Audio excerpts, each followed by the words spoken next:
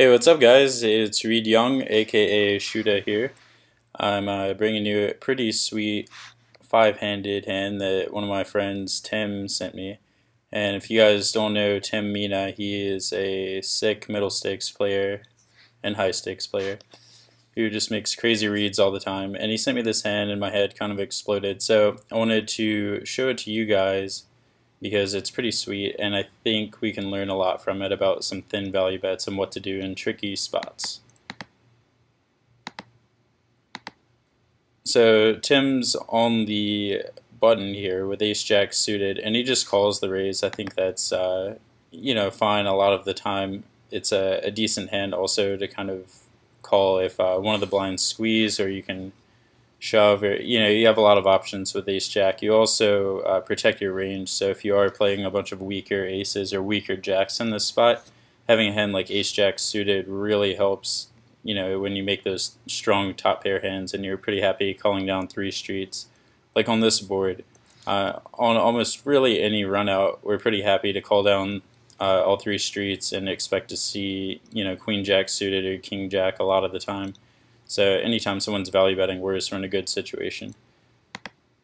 The turn's a 10, which is kind of tricky because our opponent checks to us, and we're in a weird spot in that if we bet, we're likely to have the best hand, but we are almost over-representing our hand. So 10-jack is well within our range. Our opponent's probably not checking a hand like 10-jack.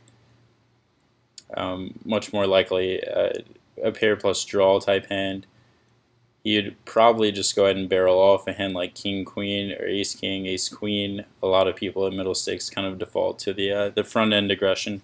There's not much of a reason to check raise here because there's a lot of hands that we could have to check back. There might be some history of turning hands into bluffs where that might not be true, but for now we're going to be betting our ace-jack for value, trying to get called by worse hands like a 10 or 7-8 or ace-6 of clubs, something like that. So we go ahead and bet 40 into 70, which I think the sizing is great. He checks to us on the river. We bet 109 into 150. It's whatever. There's not really too much air in our range at this point, so we're going for value here. It's going to be tough for him to call with worse unless he thinks that we're turning hands into a bluff. So in other words, you couldn't really call us with like ace-10 unless he thinks that we have 7-8. And with the 6 hitting the river, there's even fewer hands that we could turn into a bluff that he now beats. So we get shoved on, which is like, what? And then we have to figure out what to do with our one pair here.